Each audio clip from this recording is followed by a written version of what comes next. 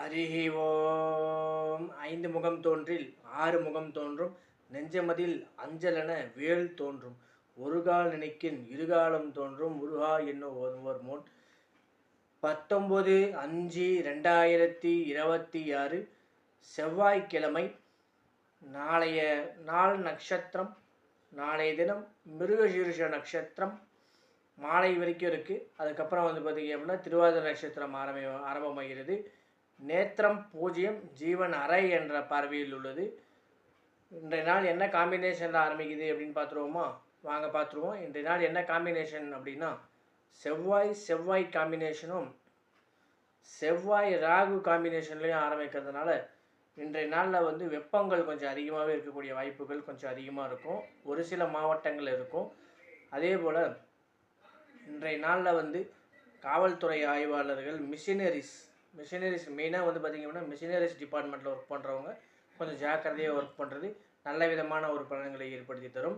அதனால் நீங்கள் ஒர்க் பண்ணும்போது ஜாக்கிரதையாக ஒர்க் பண்ணணும் அப்படிங்கிறது தான் சொல்ல வருது மெயின். இது அடுத்ததாக நம்ம இந்த தினத்தில் என்ன வழிபாடு பண்ணலாம் அப்படின்னா, இன்றைய தினம் கோச்சார ரீதியாக செவ்வாய் பகவான் நல்ல ஒரு ஆட்சி கதியில் இருக்கிறதுனால, மிருகசீர்ஷ நட்சத்திரமாகவும் வர்றதுனால இன்றைய நாள் பார்த்திங்க அப்படின்னா முருகப்பெருமானுக்கு ரொம்பவே ஒரு விசேஷகரமான நாள். முருகப்பெருமானை கெட்டியாக யார் ஒரு பிடிச்சிக்கிறாங்களோ அவங்களுக்கு பார்த்திங்க அப்படின்னா சகல காரியங்களிலும் வெற்றி கிடைக்கும்.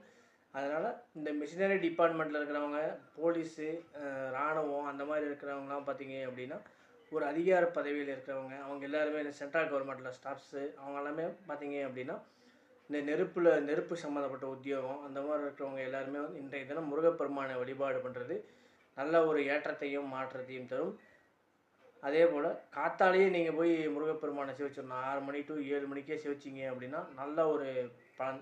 செவ்வாய் ஹோரையிலே போய் பண்ணிங்க அப்படின்னா நல்ல ஒரு செவ்வாயினுடைய அருள் அதிகமாக நமக்கு கிடைக்கும். அந்த மிஷினரிஸ் ஏதோ ப்ராப்ளம் ஆகுது அப்படின்னா கூட நம்ம அதில் தப்பிச்சுக்கலாம். அதனால் முருகப்பெருமானை வழிபட்டு கந்த சஷ்டி கவசம் பாராயணம் பண்ணுங்கள். அதில் என்ன வேல் விருத்தம் படிச்சுட்டு போங்க.